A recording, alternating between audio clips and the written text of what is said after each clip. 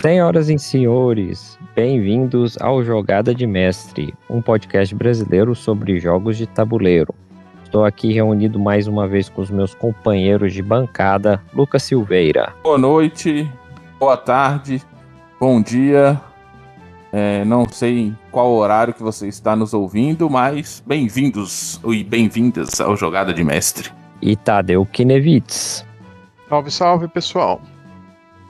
Hoje nós vamos estar fazendo a análise do Age of Innovation, ou Era da Inovação, um jogo de Terra Mística, o jogo que é considerado por muitos a revisão, a segunda edição do Terra Mística, mas nós vamos discutir esse assunto e muitos outros sobre esse jogo que tem se tornado muito popular desde seu lançamento em 2023 e está para ser lançado no Brasil. É isso mesmo, seu Tadeu Kinevitz? Supostamente, né? Foi anunciado há uns 2 anos pela Grok. Algum dia deve chegar. Mas a gente já tem em mãos, é isso? Já jogamos, já sabemos mais ou menos aí como o jogo funciona. Vamos explicar para os nossos ouvintes. Graças a Matheus Nagem. Obrigado, Matheus. Valeu, muito Não bem. Você, é o outro, viu? Você não fica Sim. pegando os créditos das pessoas, não, viu?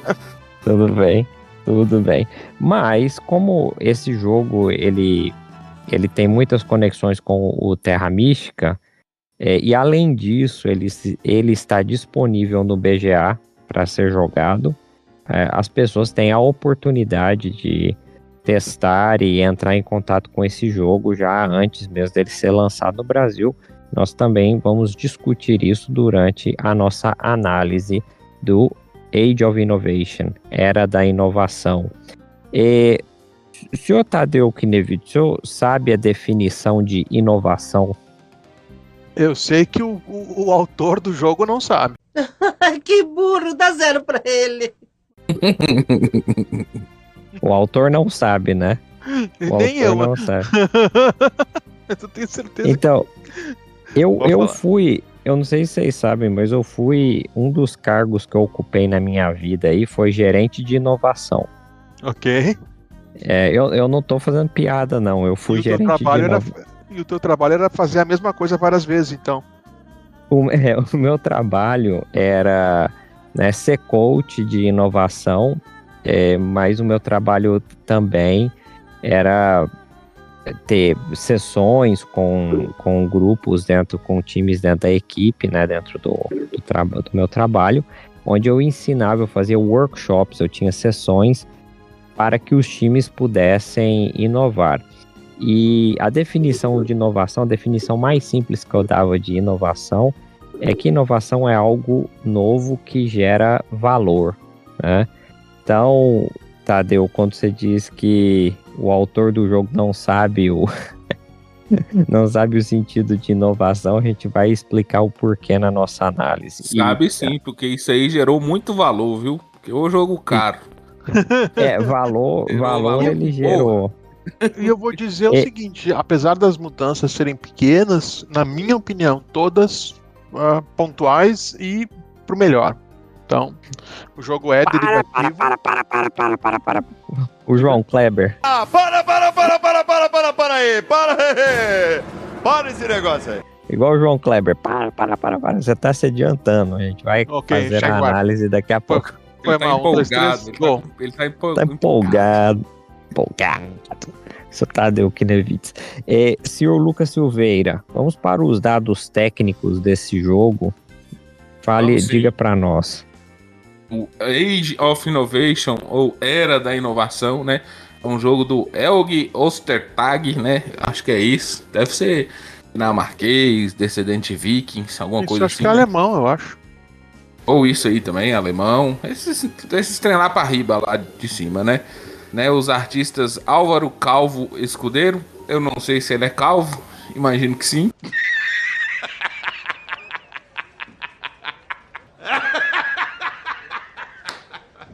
You serious? E o Lucas Sigmund, né? São os artistas do jogo. A arte ficou muito bonita, diga-se de passagem. Parabéns pro Calvão aí de cria. E o Lucas, né, meu xará. E as mecânicas do jogo são grade hexagonal, jogadores com diferentes habilidades, ordem de turno, ordem de passe, pontos de vitória como recurso. Segundo a nossa querida Ludopédia. Aqui no Brasil, lançado pela Grok Games. Será lançado, Não lançado ainda, será lançado pela Grok Anunciado há Games. 2 anos. E lá fora pela Capstone Games e a Orlando Spiel. Se eu falei errado aí. Esses são os dados técnicos do nosso querido Era da Inovação. Muito bem, exatamente, seu Lucas Silveira. Então, o que eu queria comentar é que esse jogo ele traz como subtítulo um jogo de Terra Mística. E a minha impressão quando eu fui introduzido a esse jogo é que ele ia ser um jogo que se passa no universo do Terra Mística, mas para minha surpresa e para surpresa de algumas outras pessoas, eu acredito, o jogo, na verdade, é a segunda edição do Terra Mística. Ele tem um mapa extremamente similar, ele tem recursos, a mecânica dos recursos é muito similar também. Houveram alguns ajustes, mas isso é o que normalmente define uma segunda edição, né? São esses ajustes, algumas mudanças de regra, mudanças de arte gráfica. Então, para a maioria das pessoas, eu acho que não existe um analista que não olhou para esse jogo e falou, bom, ele é o Terra Mística segunda edição, ou até eu já ouvi dizer Terra Mística 1.5, por essas mudanças que foram Isso aí não vende, né? Isso aí não vende. Outro nome, né? Outra coisa vende mais. Exatamente. Mas esse jogo... né, Matheus? O povo também não é besta. O povo não é tolo. Vai ganhar dinheiro. Então mete uma Era da Inovação aí e deixa a gente que é trouxa comprar, ué. Compra mesmo, porque ficou bom o jogo. Mas já que a gente tá falando de nome e do tema, né? O que eu entendo é que o tema inovação, nesse caso, veio simplesmente porque, enquanto, como Terra Mística, o próprio nome diz, né? Terra Mística, você tinha um tema mais associado com magia, o Era da Inovação leva o tema mais pro lado da ciência. Então ele meio que elimina... A gente tá pulando a parte de como jogar. Não, a gente vai chegar lá, calma. A gente vai chegar lá. Só tô fazendo essa análise do nome e do tema para deixar as pessoas cientes do porquê o jogo se chama Era da Inovação, porque a minha impressão é que ia ser um jogo diferente que se passa no universo do Terra Mística. E ele, na verdade, ele é o Terra Mística, mas com um pequeno ajuste do tema nesse caso, e por isso o ajuste do nome, né? E quando vai se falar das mudanças de peça, aí a gente vai falar das regras e tudo, né? O que é que mudou em relação às peças e tudo mais. Aí nós vamos chegar nessa parte. Eu vou passar para Tadeu Kinevitz para nos explicar as regras, né, do Age of Innovation. E aí, se possível, Tadeu, destacar um pouco as diferenças do Age of Innovation com Terra Mística, por favor. Então, explicar todo ele aqui no podcast, eu boto todo mundo a dormir, né? Ele tem complexidade acima de 4, então seria uma explicação meio longa, eu vou dar uma pegada geral dele. Ele passa em turnos em que cada um vai ter uns recursos limitados e vai fazendo ações que vão gastando esses recursos. Quando todo mundo passar, tem outro turno agora que todo mundo recebe seu salário, seu dinheiro, para repetir isso até o jogo terminar, né? Para quem jogou Terraforming Mars, que é muito conhecido, né? Tem uma estrutura de jogo muito parecida. Ele tem aquela coisa que você gasta os recursos para botar peças no tabuleiro, e essas peças agora dão um controle de área, que te aumenta os teus recursos, e assim por diante, né? Ele tem uma coisa que é muito interessante, que já vem do Terra Mística, né? Que é o fato de que ele tem uma regra que, tipicamente, esses jogos de controle de área, de disputa por área, você quer o quão mais longe dos amiguinhos, melhor, né? E ele conseguiu uma solução muito elegante para dar uma contrapartida nesse empurrão isolacionista que é natural dessa mecânica. em que você ganha desconto pelos seus mercados se estiver perto de outras pessoas. E quando alguém constrói um prédio perto de você, você ganha uma das formas de currency, né? De dinheiro do jogo, né? Moeda. Chama poder no caso do jogo. Então ele tem essa pegada, né? De você quer estar longe para pegar a área, mas você quer estar perto para ganhar esses bônus. E outra característica que já vem do Terra Mística também é o fato de que determinadas construções ganham pontos dependendo da rodada que você faz, e isso é aleatorizado a cada jogo, né? Então isso faz você ter que ajustar as suas jogadas. E ele foi quem popularizou essa coisa que é muito comum hoje. Já foi feito antes dele, né? A Hansa Teutônica já fez antes, acho que tem coisa antes. Mas é aquela coisa que você tira uma peça do seu tabuleiro, coloca ela no tabuleiro central, e agora embaixo daquela peça mostra o que você vai passar a ganhar por ela não estar ali, sabe? Isso aparece em Sight, em inúmeros outros jogos, né? E quem popularizou isso inicialmente foi Terra Mística. Hansa Teutônica fez antes, duvido que Hansa Teutônica tenha sido o primeiro, mas depois de Terra Mística se tornou um staple, né?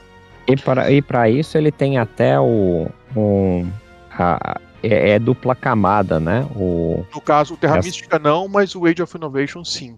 Já que o Matheus trouxe essa diferença, eu vou comentar rapidamente para quem já conhece Terra Mística, né? E pensa, quais são as diferenças do Terra Mística para o Age of Innovation? Então, os colegas de bancada estão corretos, as diferenças são pontuais. Então, você tem 3 novas moedas, né, que são os livros, que vêm justamente dessa ligação que o Matheus estava falando, né, que ele puxa, ele ainda é um jogo fantástico, mas ele agora tem, ele não chega a ser steampunk, mas essa ideia de um pouco fantástico, mas os povos fantásticos com muita ligação com a ciência.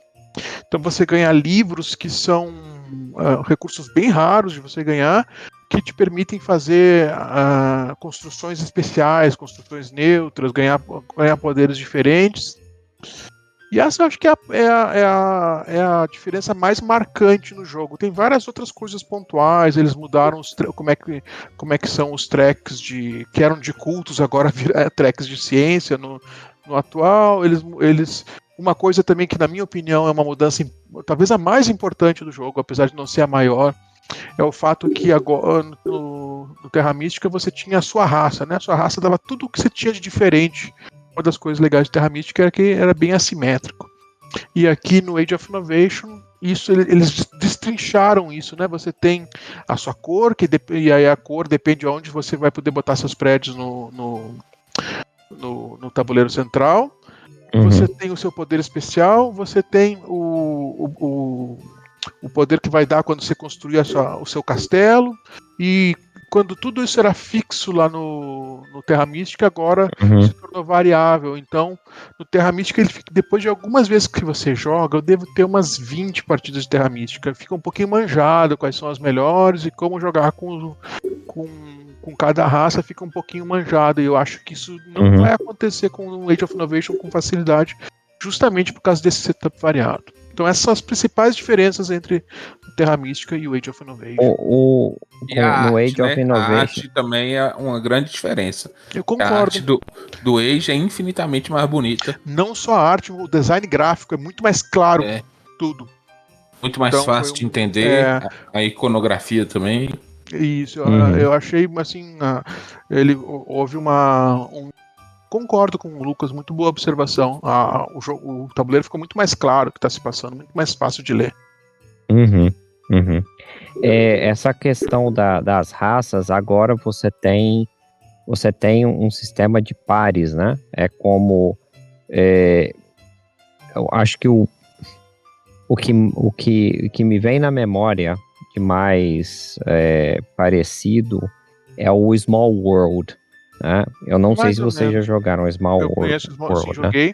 Ele lembra um pouco, só que e assim como o Small World, também os pares são feitos aleatoriamente no início, só que diferente de Small World, você não faz várias vezes durante o jogo, você faz uma vez no início lá, né? A vantagem do castelo, ela é conseguida quando você constrói o castelo, ela fica disponível para todos até aquele momento. Mas no início do jogo, há uma distribuição aleatória de 3 coisas e se faz um draft. É a cor, o seu poder especial e o seu tile de vantagem. Todo turno você ganha um tilezinho de vantagem, similar a. Lembra um pouco Porto Rico. Você vai ganhar alguns bônus extras no início de todo turno. Esse tile também entra no draft no início do jogo. Aham, exatamente. Falando da arte gráfica, e tem muito ícone, né, para interpretar nesse jogo. É como o Tadeu falou, uma complexidade muito alta, né, no BGG, a complexidade acima de 4, como o Tadeu já colocou, né, não é um eurão pesado, não é um jogo fácil, Eu, sinceramente, não achei tão pesado assim, para ser muito mais de 4. De fato é um euro pesado, mas a iconografia está extremamente clara, né? As coisas que se tem a fazer estão muito claras. Talvez a complexidade seja ele adicionou mais coisas a se pensar, né? Antes tinham Ele é um jogo difícil de jogar bem, de fato. O que eu acho que o Lucas está falando é o fato de que ele é um jogo. Você tem um front-loading, né? Uma exposição de regras grande no início, mas eu acho que, com exceção da regra dos poderes, quando eu ensino, eu costumo chamar bem a atenção como é que funciona, que é um pouquinho confuso, as outras são muito intuitivas. Então, apesar de ser, se você for botar no ponta do lápis, né, quanta regra tem, o fato delas serem naturais ajuda muito, e como o Lucas também falou, o design gráfico ajuda muito também.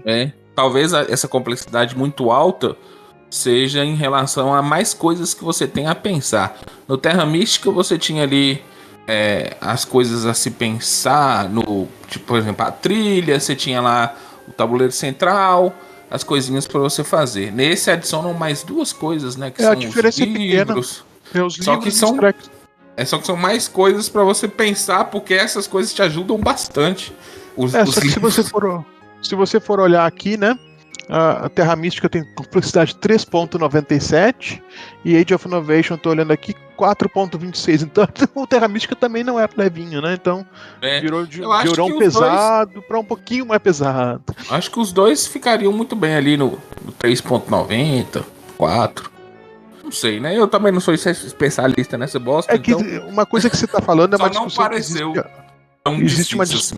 Existe uma discussão muito antiga no próprio BGG, tinha gente que queria separar a complexidade em dois, né? A profundidade estratégica e a profundidade de regra para você aprender, né? Então, esse peso do jogo tem essas duas coisas misturadas, então pode ser isso que você tá aludindo. Pode ser. Porque eu não senti... eu já senti mais dificuldades em entender alguns jogos do que o Terra Mística, de tanto que as pessoas falam, um euro pesadão, que não sei o que. Ele é, de fato, pesado, mas eu não senti aquela sensação. Eu concordo. Tipo, não, é muita coisa para se pensar. Não, as coisas evoluem de forma até natural. Inclusive, eu ensinei para jogadores bem novatos lá em Porto Alegre. O pessoal era bem inteligente, mas era bem novato e funcionou bem. Ok, então aí tá nossa análise sobre a dificuldade do jogo. Me diga uma coisa, Tadeu, quando você abriu a caixa do Age of Innovation, como que ficou o teu TDAH na hora que você abriu a caixa?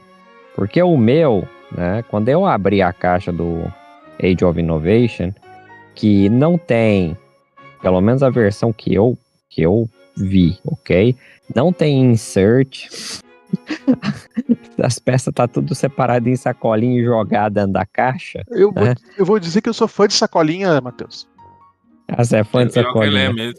Eu acho que é 10% dos inserts que são melhor que sacolinha. O insert tem que ser muito bem feito para ser melhor que sacolinha. A sacolinha, se você organiza bem, não fica bonitona, mas para jogar é muito prático. Eu tenho que me controlar, porque... Sacolinha. Nunca vi, Matheus. Ele pega a sacolinha, aí ele escreve, ele pega o pedaço. Eu escrevo os nomes das coisas pra lembrar. Uma letra feia da porra. Nós trocamos um jogo, o Hallertau. Eu até fugi um pouco. Nós trocamos um jogo, ele me passou o Hallertau, eu passei outro jogo pra ele. E ele fez isso no Hallertau, um tanto de sacolinha com os nomes. Pra descobrir o que é. Meu Deus, que dificuldade. Que letra horrorosa. Eu falei assim, como é que você é professor, cara? Ainda bem que você só escreve número, porque não faz sentido. Letra ruim. Aí eu tive que mexer lá e, né, colocar a minha letra, ou então... Né, Tirar só. Colocar... Eu comprei aqueles negocinho de guardar comprimido, bijuteria. Aham, e sim. É bom, é o melhor insert do mundo aquilo ali. É trem de guardar bijuteria. Pior que eu faço a mesma coisa, ô Lucas, porque eu luto comigo mesmo, né? Pra não comprar insert.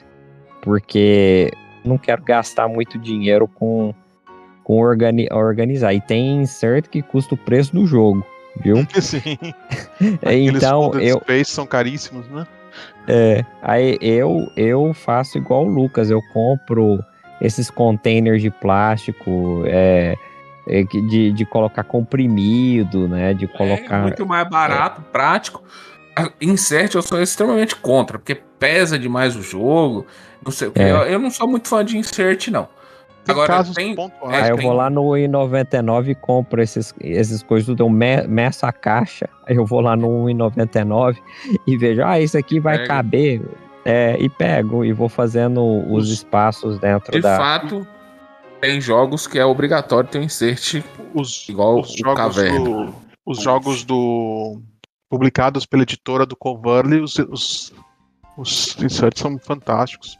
Leather, da Leather Games, exatamente. Não. Do Leather Games. Não, ele publica muita coisa na Leather Games, o Root, o Arx, mas ele tem a editora dele, que chama Verle Games.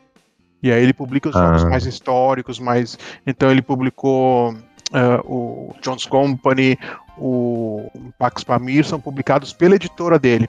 E o capricho daquelas caixas é absurdo. Inclusive, eu acho fantástico que ele faz vídeos de como é que ele faz o design. Ele fez vídeo de como ele faz o projeto do insert. E é muito capricho naquilo. Vou te dizer que o insert do Arx não é mal, não, viu? Não é ruim, não. Ele é um insert todo feito de... Ele que fez. É um insert todo feito de papel, mas eu acredito... Eu acredito que isso é uma tendência... Eu acho que, Tadeu, eu acho que o Coverly, ele é diretor também na Leader, viu? Pode ser. Mas eu acho que ele tem. Se você olhar os inserts dos jogos da editora Verle Games, você vai ver outro nível. Ok. Um insert maravilhoso aí é o do Distilled, né? Acho que lançado aqui no Brasil é disparado mais bem feito. Né? Não sei os outros jogos. O jogo, o Tadeu não é muito fã, mas o insert ele vale a pena. E tem um amigo nosso, Matheus. Bem feito. Feito de papel, mas muito bem feito. Diga. Um amigo nosso, o Éder Miguel, ele faz insert de papel Paraná. Caprichadíssimos. Só que ele é muito talentoso com coisas manuais, então ele faz coisas fantásticas. Sim, ele fez a estante dele pra pôr os jogos, foi ele que fez lá. Olha só. Nós temos um artesão aqui no... Eu pedi ele pra fazer uns pra mim, ele falou que eu faço. Não, dá trabalho demais, eu fiz pra mim. Cada um acaba se arranjando do jeito que dá. Então, Tadeu não tem problema com o Age of Innovation, os bandos de sacolinha, né? Não, pelo contrário. Não, mas tem muita peça, né? Tem muito para cada facção, né? Para cada cor, né? Uma quantidade de peças, assim, e uma variedade de peças também muito, muito grande. Até se eu comparo, a gente tá falando de Arx, eu vou falar de Arx depois, mas o Arx tem basicamente dois ícones, né? Você tem as naves e você tem os agentes, né? Os espiões. E acabou. É praticamente isso, né? E você pega o Age of Innovation e a quantidade de ícones que tem para as construções, né? Para cada uma das diferentes construções Isso enorme. daria uma boa discussão. Se a gente prefere os jogos com inserts, né?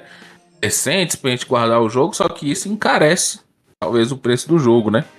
Então isso seria uma boa discussão para um episódio um dia. Você é a favor ou contra os inserts? Sim, pois é. Podemos discutir isso. Quero perguntar para os senhores agora especificamente sobre as diferenças entre Age of Innovation e o Terra Mística. Quais são as mudanças que funcionaram em favor do Age of Innovation? Então, Principalmente qual a melhor mudança que jogo, houve entre Terra Mística e Age of Innovation? ele tá um pouco mais. São muitas mudancinhas pequenas que no final da conta deixaram o jogo consideravelmente mais dinâmico, né? Tem o que eu já falei, né, do setup variável, que na minha opinião é o motivo pelo qual eu queria jogar o Age of Innovation, mas as outras mudanças também me surpreenderam positivamente.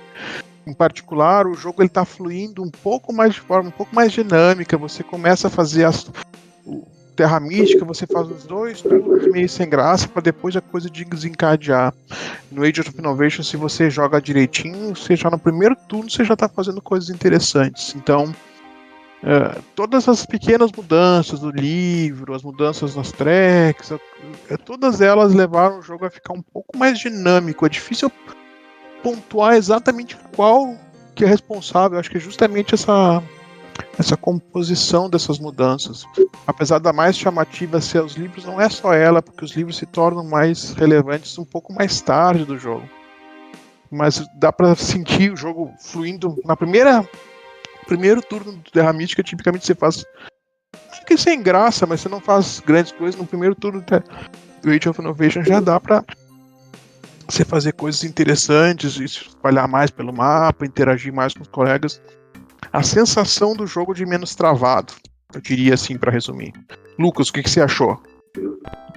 Eu tive uma partida de Terra Mística só, e uma de Age. Essa questão do travamento, o Terra Mística, de fato, ele parece mais engessado, demora mais a acontecer as coisas, né? Você parece que anda a passos lentos, e lá no finalzinho você começa a dar uma certa disparada. No Age eu já não senti isso. No Age, meio que você já consegue fazer muita coisa. Por exemplo, na partida que nós jogamos, eu quase consegui fazer uma cidade na primeira. Não fosse o Lucas te travar, né? Se não fosse Lucas, meu Deus! O rapaz, Matheus, ele pegou a facção que deixava ele viajar mais fácil de navio. Aí eu não sei por que cargas d'água ele foi pegar uma ponte. Na primeira jogada dele, pegar uma ponte pra quê? Não chegou a ser na primeira, mas foi bem cedo que ele fez. Não faz nenhum sentido a pessoa escolher a facção que viaja e pega uma ponte. E aí ele me ferrou totalmente. E o Lucas tava tudo certinho pra ele fazer a segunda construção e coisa quando o Nagem pegou a ponte. Eu não contava. Eu imaginei que Tadeu fosse pegar, mas tava planejado já, eu tava meio que lendo o jogo dele, ele não ia pegar naquele momento, tanto é que ele não pegou. Não peguei. Então, eu jogava depois de mim. Aí na hora que eu vi Lucas pegando, eu falei, não faz sentido. Pra quê? Pra que você tá fazendo? Mas ele fez de caso, você sentiu que ele fez de caso pensado, ou ele mesmo se surpreendeu com a sua reação e falou, eu não sei o que eu tava fazendo. O Lucas é um coringa nesses jogos, assim. O Lucas, quando você vê, ele faz uma jogada completamente inesperada, inclusive pra ele. Então, ele surpreendeu todos na mesa, inclusive ele mesmo. Então, assim, jogar com o Lucas Nagem na mesa é altas emoções, assim. Você não sabe o que vem pela frente. Antes dele pegar a ponte, ele ainda falou desse jeito, assim, Matheus. Eu não sei se é a melhor jogada, mas vou fazer isso aqui. Aí ele gastou. Ele ainda tacou fora a energia dele e pegou ponte. É uma jogada mais esdrúxula do mundo. Não faz nenhum sentido. Só pra complementar, é porque você tem o poder no jogo, né? O poder ele é marcado por umas fichinhas que ficam andando num círculo de como seriam cumbucas. E você demora um pouco a poder usar eles novamente, mas você pode fazer meio uma jogada assim mais arriscada, em que você bota fora algumas das suas pecinhas que você nunca mais vai pegar de volta, pra ter poder de imediato. Isso tipicamente se faz quando a jogada é muito importante. E ele fez pra pegar a ponte que o Lucas tava esperando pegar. Sem nenhum sentido, nada, tipo assim. Do Neida. Como diz Lucas Silveira, do Neida. Depois que em Automobil ele criou no último turno uma fábrica para os carros de luxo e fechou antes de produzir qualquer carro lá, a fábrica, não dá pra saber que vem coisa estranha no jogo. É uma bomba relógio aquele menino. Mas o verdadeiro Elon Musk dos jogos de tabuleiro são Lucas Nagem. Completamente maluco. Tanto pelo que ele fez no Automobil, quanto que ele fez no Age of Innovation e pelo que ele tem continua muitas fazendo. outras histórias aí esquisitas que ele faz, jogadas completamente esquisitas que ele faz. Vocês podem chamar Isso. ele de Ilonagem. Chama ele de Ilonagem. E aí ele. Cheguei até a perder o meu raciocínio. Mas isso mostra que o Age of Innovation ele te permite fazer coisas que o Terra Mística não lhe permitiria logo tão cedo. Então, ele é um jogo mais, não vou dizer dinâmico, solto, mas mais fácil de você acelerar as coisas, né? Terra Mística não, ele é mais travado e tudo mais. E muito na sua cara, né, o Lucas? O Age of Innovation é muito na cara do amiguinho, né? Igual essa situação que vocês acabaram de descrever. Mas o Terra você Mística consegue mesmo. Também dá pra fazer, né? Você também consegue fazer isso no Terra Mística, mas eu acho que no Age você faz isso com mais facilidade, porque eu tinha o plano B ainda e ele conseguiu estragar o plano B também. Não falei, mas aí ele de fato precisava daquelas coisas, mas ele conseguiu estragar ainda o plano B. Eu tinha 2 chances de fazer a cidade, ele conseguiu acabar com as 2. Não, de fato, o Terra Mística também é muito interativo, né? É claro, sim, isso foi... Ele tem aquela pegada mista do braço, em que você pode tanto bloquear quanto pegar o vácuo do amiguinho, sabe? Você não tem, você não pode ficar fechadinho no seu mundinho, porque você nunca vai pegar oportunidades que vão abrir, né, de ganhar poder e fazer seus mercados mais baratos. Então ele tem aquela pegada do braço, de ao mesmo tempo que vocês estão tentando botar um dedo no olho do outro, vocês também estão tentando um pegar o vácuo do outro, que eu pessoalmente adoro quando tem esse tipo de mecânica. Quando a gente estava falando no top 10, você realmente destacou isso sobre o braço. E essa dinâmica você também observa no Age of Innovation. Até pelo que você também colocou já, Tadeu, de que ficar próximo do seu concorrente, né, fisicamente falando, no tabuleiro, também te traz algumas vantagens. E no Brasil você também se beneficia das decisões do seu concorrente, né? Exato. No Brasil não é aquela proximidade física, mas sim completar porque no Brasil você tem aquela cadeia produtiva, né? E se o cara tem uma cadeia produtiva mais ou menos montada, você pode ir lá botar o pedaço que falta para que ele use ela e vocês dois levem vantagem, né? Já no Age of Innovation é aquela coisa, né? Você fica perto para ganhar esses bônus, mas ao mesmo tempo que você está perto, um tá correndo na frente do outro para tentar bloquear o outro, né? Então fica aquela tensão interessante. Eu gosto muito. Ô, gente, a gente não falou sobre as condições de vitória. Como é que você vence um jogo de Age of Innovation? Ele tem um número de turnos fixos, pontos. Pontos. Quem tiver mais pontos ganha. Você tem um número de turnos fixos. Grande parte dos seus pontos vão ser feitos durante o jogo. Não é aqueles jogos que você faz 90% dos pontos no final. Você tem alguma pontuação de final de jogo pelo o maior número de construções ligadas e afins, né? Eu posso falar um negócio com todo respeito aqui? Diga. Seu nariz, viu? Porque você ganhou a porra do jogo com esses pontos do final do jogo. Eu não lembrava. Você fez uns 20 e tantos pontos lá. No final não lembrava disso. Seu nariz, viu? Ok, justo. Mas ele tem razão aí. Em grande parte, o Lucas só tava no jogo por causa desses pontos que ele conseguia durante o jogo. Inclusive, o Lucas, nosso colega aqui, nosso colega de bancada, me deu uma travada linda. A gente tava correndo numa das tracks de ciência lá. E eu tava achando que eu ia ganhar dele, ele foi lá construir um tile de tecnologia que nem queria, só pra fazer os três pontos de ciência. Só pra tomar. E tomou de mim a gente foi correndo, pau, eu pensando, vou levar dele. Aí ele foi lá, vou pegar isso aqui, eu nem sei o que faz isso aqui, mas vou pegar porque me deu 3. Foi lá e fez. Uma crítica que eu tenho ao jogo é essas tracking, eu acho que elas dão pouca coisa pro esforço que você faz pra subir nelas, assim. Acho que não. Eu acho que é pouca coisinha. Já te dá um poderzinho, 2 poderzinhos. Mas o que você ganha delas não é isso. Você tem que olhar o bônus que você vai ganhar no turno, porque lembra, você ganha recursos pelo avanço na track. E de fato, se você ignora isso, as tracks são subvalorizadas. Mas, se você olha, né, eu vou ter no terceiro e no quarto turno paz de graça, se eu tiver 8, se eu tiver para cada 4 níveis que tiver na track branca, por exemplo, vale o esforço de você chegar na 8 para esse turno, para você ganhar as 2 paz e te agilizar. Então, não é super poderoso, não é uma coisa que define o jogo, mas eu acho elas bem... Eu acho que tinha que ter sensivelmente um pouquinho melhor algumas coisas ali. Acho, não. Discordo, mas Sei, jogou pouco ainda.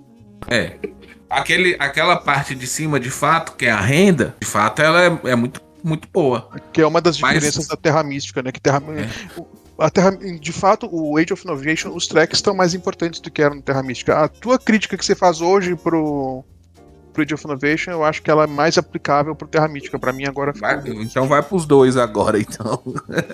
Que eu não lembrava muito bem da do Terra Mística, mas eu subi em quase todas as trilhas. Eu acho que eu ganhei em 3 as trilhas. Você ganhou em 3 delas, eu lembro. Sim. E eu senti, assim, os poderes lá de cima, de fato, são bem legais. Mas durante essa subida, eu acho que é muito pouco você ganhar, tipo, 1 poder, 2 poderes. Mas isso uma não moedinha a mais. Isso é que você não é o que você tá ganhando. Isso é meio que o prêmio lateral. Mas tinha que ter um prêmiozinho melhor. Eu acho que é bom que os prêmios só venham se tá no prêmio do turno. E porque, nota, né? Você ganha nos 3 tracks, mas eu acho que eu ganhei mais recursos que você.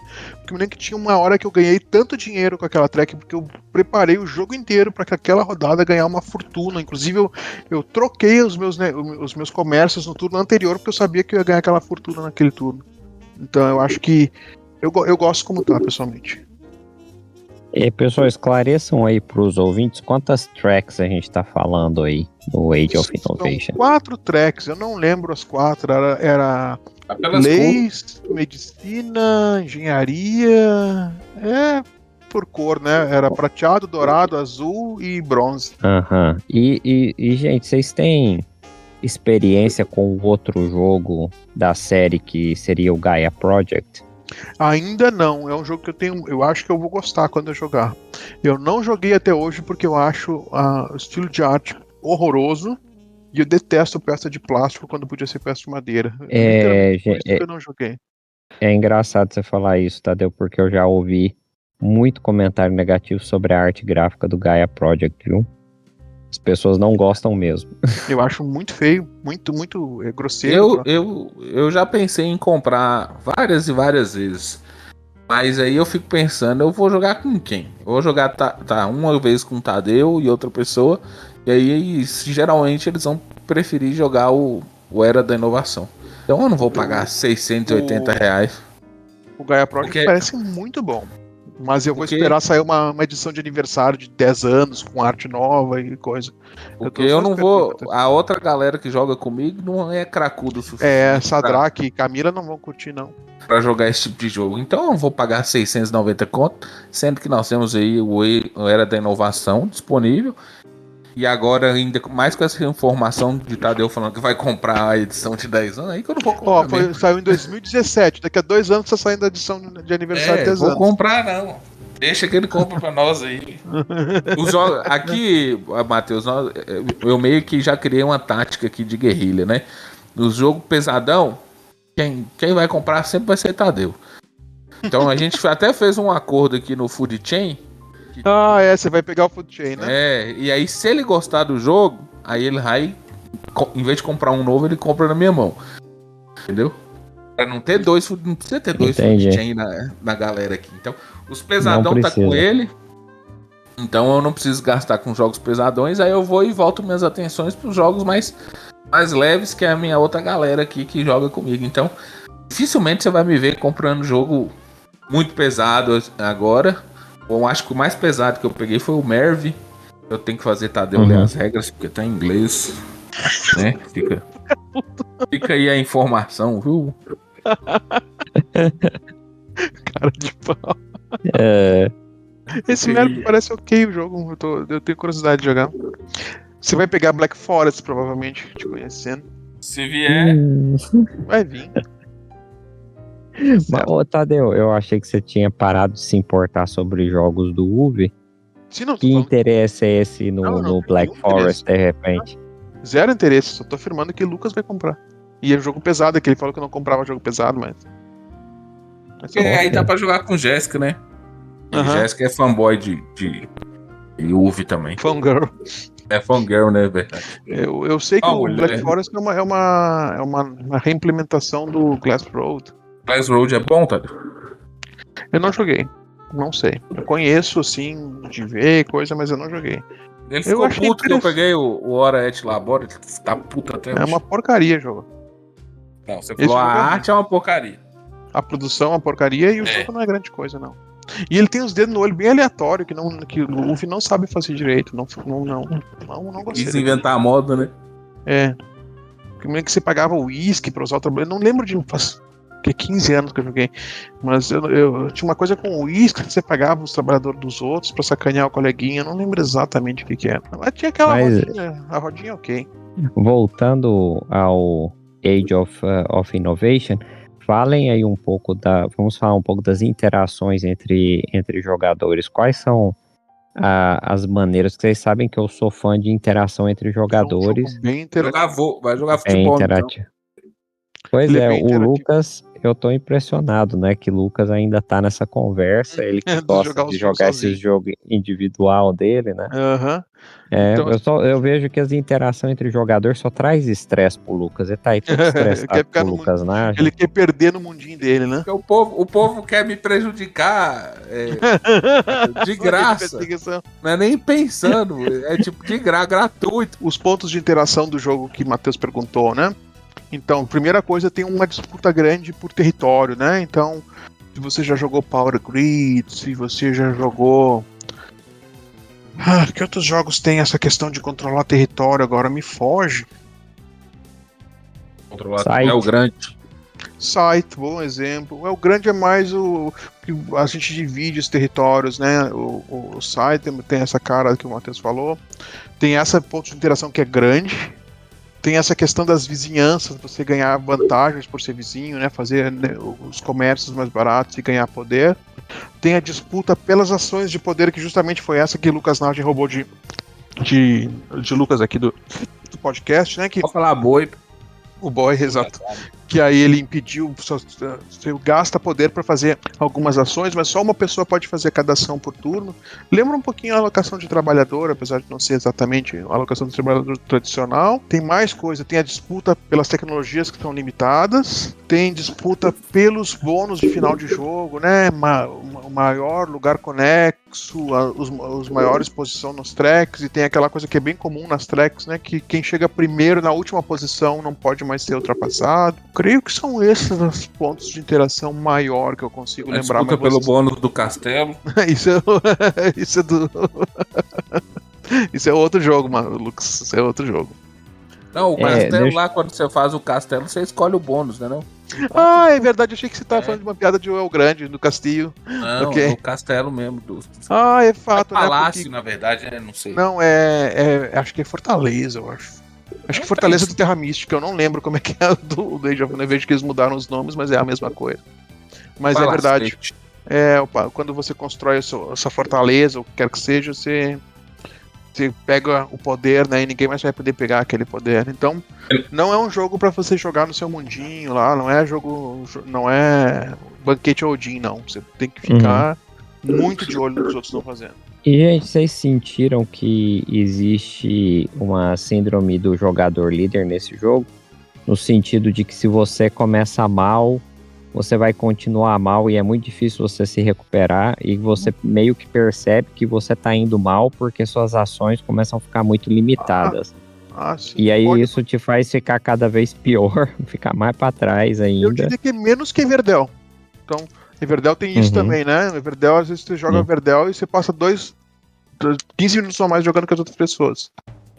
Tem, como todo jogo mais pesado, mais estratégico, você pode perder cedo, né? Então, quase todos os jogos que eu gosto, você pode se dar mal, né? No Brás, no Barrage, no Carnegie, nesse. Você pode, se você jogar mal, você vai ficar pra trás, vai esmagar um pouquinho o seu espírito, você vai ver que você tá atrás.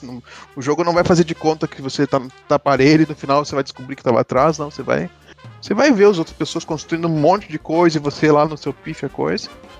Tem, mas não é o pior jogo que eu já vi isso. Até Everdell, que é um jogo mais de entrada, eu acho que a sensação disso aí acontece muito mais lá. E ele também pode te dar a falsa impressão que você tá bem no jogo. Tem isso também, ele é daqueles jogos em que você... Isso também lembra Everdell, que você pode fazer muita coisa e não fazer tanto ponto. Porque fazer a infraestrutura e fazer pontos são duas coisas bem diferentes. E você pode, às vezes, se perder fazendo uma infraestrutura tão boa e quando você vê, não tem ponto pra terminar o jogo. Boa observação de Lucas. Eu tenho essa impressão também. Eu mesmo tava com a impressão que eu ia deitar e rolar. Só que aí eu meio que me dei mal, porque a minha rede de coisas não ficaram ligadas, assim, entendeu? Ficou cada um pra um lado. Eu perdi muito ponto por causa disso. E eu tinha a sensação de que eu ia arrebentar, porque eu tinha ganhado as três tracks, né? Tracks, eu falei assim, vai dar eu aqui. Se não der eu, vai ser apertado, mas foi bem isso que aconteceu. Você perdeu o ponto porque seus territórios não estavam conexos, é isso? Não estavam contínuos. Porque assim, deixou de ganhar ponto. Uma das coisas mais importantes no jogo é você fechar cidades. Tem critérios para você. Por padrão, você precisa de 4 prédios e os prédios têm o nível 1, 2 e 3, né? Somando 7 níveis entre eles. Tem outras coisas que permitem você quebrar essas regras aí. Quando você faz isso, você fecha a cidade, que te dá um boom grande, né? Te dá ponto, te dá uma injeção de recursos grandes. E se você não consegue fazer essa conexão de forma eficiente, você às vezes demora ou não faz a cidade e se sente o impacto disso. E foi o que aconteceu comigo. E além de você fechar a cidade, ele tem essa questão, porque esse ponto no final do jogo, tudo tem que estar ligado. Só que para você fazer as cidades, elas têm que estar separadas. Então meio que você tem que fazer a cidade e depois você tem que tentar juntar essas cidades. Tem, o jogo tem...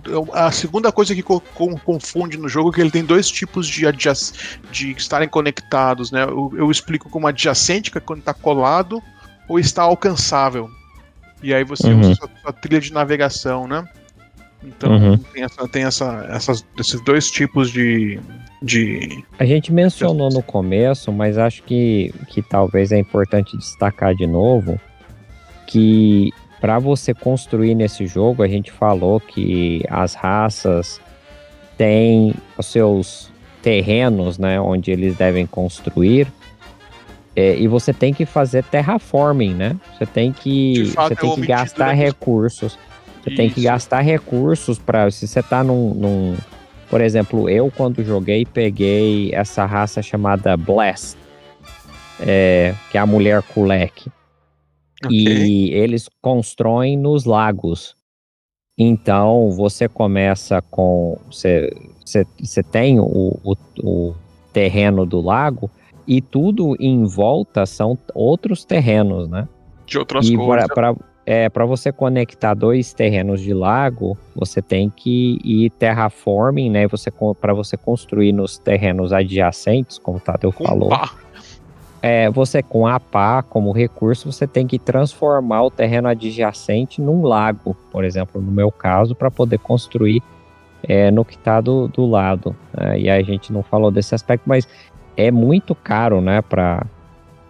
O recurso da pá. Inicialmente sim, mas você pode evoluir isso para tornar ele mais barato, né? Depende da sua estratégia. Eu vejo 2 formas de jogar aqui, né? Ou você evolui e se torna barato, ou você consegue poderes especiais que fazem um terraforming sem usar pá. As 2 são viáveis. Né? Exato. Porque você aí usa o poder da inovação para fazer isso. Muito bem, senhores. Mais algum aspecto do jogo que nós esquecemos ou que vocês querem comentar antes da gente ir pro finalmente? Sobre a minha teoria da conspiração sobre a edição brasileira do jogo. Grande teoria. A fofoca. A fofoca. Vamos lá. Então, seguinte, senhores. A Grok, né, ela traz esses jogos bons, mas ela tem um histórico de fazer umas produções mistas nacionais, em que eles fazem os cartonados aqui no Brasil, né? Isso seria muito bom. Aí quando você fala misto, então os cartonados são feitos no Brasil e aí o resto vem da China, por exemplo? Eu não sei exatamente os detalhes. Eu sei que a produção não é inteira nacional. Os detalhes eu não sei. Eu sei que os cartonados são feitos no Brasil porque os cartonados do Ark Nova vieram tudo cortado errado, cheio de cola e torto. Então, que eu nunca tinha visto num tabuleiro de alto nível acontecer isso. E aí a Grok faz essa economia fantástica de fazer no Brasil, só que nos vende com preço de importado, né? Então, você recebe e a qualidade, não é porque é brasileiro, né? Eu adoraria que tivesse a produção nacional de boa qualidade, mas você nota na hora a diferença de qualidade. Eu tinha o Terra Mística importado, e você comparava com o brasileiro, você dava pra ver na hora qual era o brasileiro, qual era importado, inclusive a expansão. Ô, Tadeu, mas meu jogo da Estrela era tudo bonitinho, viu? Você fica falando mal aí, os jogos da Estrela, meu banco imobiliário era bonitinho, né? Não, Lucas Era Silveira? cópia da Hasbro, por isso. Eu tô falando das produções que eu não gostei da Grok. Eu acho ótima a iniciativa da gente parar de importar papelão da China, mas tem esse fato, né? Primeiro eles vendem com preço de importado, porque tu olha o preço, não tem diferença dos outros jogos, e você recebe uma qualidade, pelo menos no caso do Ark Nova, a qualidade foi grosseiramente diferente, né? Cartas mal cortadas, impressão de má qualidade. No caso da Terra Mística não era tão ruim, mas se você se você olhava os dois jogos, eu tive a oportunidade de olhar os dois jogos, a diferença era bem grande, você não podia inclusive nem misturar a expansão estrangeira com o brasileiro ou vice-versa, porque você saberia pela traseira dos tiles a qualidade, você saberia qual é um, qual é outro. E eu tô agora, né, com o Gaia Project, veio recentemente, ele veio com problemas de impressão na expansão dos relatos que eu vi. O pessoal falou que a qualidade dos cartonados está bem fraca novamente, o pessoal chegou a comparar com o Dark Nova, que me dá um arrepio. Por isso que tá na promoção, tá? Eles estão vendendo caríssimo, né? Tu olha o preço, tu não diz que não é importado, né? E o Age of Innovation eu tô desconfiado que tem uma chance grande de ser a mesma coisa, porque eu vi alguns lives dele, o pessoal eu perguntei, outras pessoas perguntaram, né? E o Age of Innovation, a produção vai ser qualidade internacional, vai ser localizada? Eles ignoram a pergunta. E aí eu tive essa oportunidade, né? Matheus Nagem foi pra Europa e me perguntou se eu queria trazer algum jogo. Eu, antes de pedir pra ele o Age of Innovation, eu mandei um e-mail pra Grok, né? Vai ser produção nacional ou vai ser produção estrangeira? Ah, não sabemos ainda. Eles sabem, né? Esse jogo foi anunciado há 2 anos. Ele deve estar. Vou falar a minha. A teoria da conspiração é essa. A minha teoria da conspiração é que eles estão com eles no galpão esperando tentar desovar os Terra Mística, que eles não vão desovar, porque todo mundo esperando o Era da Inovação, porque é um caso do que os dois jogos não cabem na sua coleção, não é que nem os dois braços que ainda cabem, tem uma diferença. Na minha opinião, o Age of Innovation permite completamente Terra Mística, né? Então, assim, eu não sei porque que eles trouxeram Terra Mística, já que eles iam trazer o Age of Innovation, mas agora que trouxeram, é a minha teoria de conspiração que eles estão esperando. E essa conversa de que não sabem se a produção vai ser brasileira, não me convenceu. E aí, Lucas, Matheus Nath, se você quer mesmo me trazer coisa, tá aqui o joguinho que eu quero. Aí ele veio com a produção internacional, porque eu tô desconfiado que a gente vai pagar preço internacional aqui no Brasil por... O pessoal, às vezes eu vi gente comparando, e é uma boa comparação, que os tabuleiros do Ark Nova pareciam um tabuleiro de board game misturado com papel higiênico molhado. E é mais ou menos a impressão que dá. Então, eu tô pensando que nós vamos pagar aí fica aí o protesto, o serviço ao consumidor. Né? A minha dica, jogada de mestre. Não vou adiantar nosso review, né? Mas a minha dica sobre produção é ver qual é a qualidade da produção e o preço que vem para ver se realmente vale a pena pegar. Aqui no Brasil é uma coisa esquisita, Matheus, porque as editoras muitas vezes entregam um serviço porco e a galera meio que aceita, né? Sim. E geralmente não fala nada e tal. E tem gente que defende, né? A própria Galápagos tem um histórico. O número de relatos que eu já ouvi da Galápagos com jogo mofado, muito mofado, é gigante, né? Aí o pessoal da Galápagos fala, eles são as maiores editoras, é por isso que aparece o maior número, né? Aí tu vai ver uma lista de jogos que vieram mofados, pessoal, relatos da lista. Aí dos primeiros 25 são 24 da Galápagos, né? Fica difícil acreditar que o problema da China, né? É o problema da Galápagos, né? E eles, pelo jeito, pra eles é mais econômico vender jogo mofado do que comprar um galpão que não seja na praia, então. Aí o pessoal aceita e defende. Tem gente que defende ainda. É um absurdo isso. Mas com o Ark Nova a galera pegou pesado, a galera reclamou e a Grok teve que correr atrás pra corrigir muita coisa, não foi? De fato, eu acho que eles perderam muito do lucro, porque no meu caso eles trocaram quase todo o jogo, porque o meu tabuleiro veio inutilizado, as cartas cortadas tortas, eles, assim, dando mérito a quem tem, né, eles me mandam, a qualidade continua porca, mas pelo menos me mandaram uma coisa utilizável, né, eles não reclamaram, eu mandei as fotos, e mandaram tudo de novo. E a expansão, inclusive, pelo que eu vi, acho que a expansão do Ark Nova foi feita na China, porque as cartas, assim como o Terra Mística, dava pra ver quais eram as cartas estrangeiras e as brasileiras. E na expansão veio todas as cartas de novo. A expansão é uma caixinha, tu pega a caixinha pesada e não tem nada escrevendo, né, que está repetindo. Eu demorei a entender, aí eu fui ver, eles repetiram todas as cartas que vinham no jogo antigo. Porque aí eu fui. Aí Meu Deus. Se você olhava, as cartas da expansão estavam diferentes da carta do brasileira, por causa da produção porca. Então acho que mas pelo jeito não aprenderam, porque pelos relatos que eu vi, ainda tá dando lucro fazer essa porquice. Pelo que eu não vi pessoalmente, né? Mas eu vi um número de relatos que me dá uma certa confiança de que foi o caso agora com o Gaia Project, deles fazerem isso de novo. Meu Deus do céu. Pois bem, tem isso, abram os olhos. Ó, Lucas, hoje em dia, eu não sei no passado, né, quando a coisa aqui estava começando, mas eu diria que hoje em dia, se uma das produtoras, né, aqui, que, né, você tem a Arcane Realm, você tem a Rebel, a Portal, a própria CCG, né, se alguma delas cometesse, principalmente com um jogo, né, visado, né, um jogo proeminente, cometesse uma gafe dessas, o pessoal perde a confiança total, viu? Que o pessoal ia perder, ia ser super comentado, ia ser super condenado, as pessoas iam realmente cair em cima, e ia ser um problema de PR aí muito grande, né, de relações públicas muito grande, viu? Eu pedi pro meu amigo Acontece não. de fora um jogo que tá vindo pro Brasil e eu compraria no Brasil em todas as outras situações pela falta de confiança e pelo histórico deles, né? Então, provavelmente ainda é lucrativo para eles, mas no caso da minha venda eles perderam justamente por causa dessas experiências que o pessoal teve antes com eles, né? Espero que mudem, porque eu não tenho nada contra eles, né? Mas quando eu mencionei o Gaia Project, eu justamente ia perguntar para os senhores. É o caso de substituir o Terra Mística pelo Age of Innovation. Se você não tem o Terra Mística, comprar o Age of Innovation, e se você for muito fã do Terra Mística, compensaria você fazer essa troca, certo? eu acho que sim. Eu acho que o Gaia Project, sem ter jogado, né? Eu acho que ele. O pessoal fala muito, né? Esse jogo demitiu aquele. Quase sempre eu discordo.